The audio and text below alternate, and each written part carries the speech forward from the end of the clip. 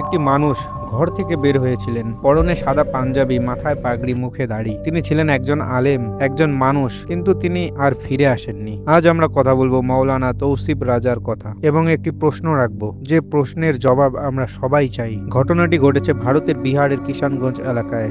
মাওলানা তৌসিফ রাজা একজন ধর্মীয় আলেম ট্রেন সফর করছিলেন। অভিযোগ উঠেছে ট্রেনের ভেতরে কিছু ব্যক্তি তার সাথে দুর্ব্যবহার করে, শারীরিকভাবে হেনস্থা করে এবং চলন্ত ট্রেন থেকে ধাক্কা মেরে ফেলে দেয়। এরপর তার মৃতদেহ রেল লাইনের পাশে পাওয়া যায়। এরপর রেল কর্তৃপক্ষ জানায় যে তিনি হয়তো ট্রেন থেকে পড়ে গিয়েছেন, কিন্তু এটি পুরোটাই বানানো গল্প। কিছু দুষ্কৃতীরা ট্রেনের ভিতরে তার সঙ্গে অত্যাচার করে এবং ঘটনাক্রমে তিনি তার স্ত্রীকে ফোন কলে ব্যাপারটা বুঝিয়ে বলেন। তার স্ত্রী বলেন যে সেখান থেকে চলে যেতে অথবা কারো সাহায্য নিতে, কিন্তু সেখানে কেউ তার সাহায্য করেনি। সবাই শুধু চুপ করে দেখছিল এবং অমানুষেরা তাকে মেরে ট্রেন থেকে ফেলে দেয়। আজ আমি একটা প্রশ্ন করতে চাই, ভারতে কি এখন দাড়ি এবং টুপিওয়ালা ব্যক্তি থাকাই অপরাধ? মাওলানা তৌসিফ রাজা কোনো অপরাধী ছিলেন না, তিনি কোনো শত্রু ছিলেন না। তিনি শুধু একজন সাধারণ মানুষ ছিলেন, যিনি ট্রেনে চড়ে গন্তব্যে পৌঁছতে চেয়েছিলেন, কিন্তু তার পোশাক ও চেহারা কারো কারো চোখে হয়তো ভিন্ন মনে হয়েছিল। এই কি সেই ভারত যেখানে বৈচিত্র্যকে শক্তি বলা হতো?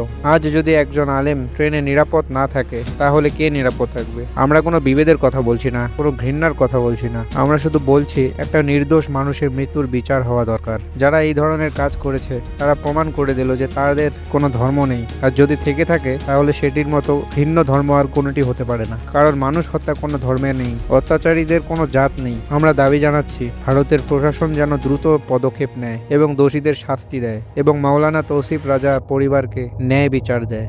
যেই দেশে সংখ্যালঘুরা নিরাপদ থাকতে পারে না, সেই দেশ কোনোদিনও এগোতে পারবে না। ইতিহাস সাক্ষী।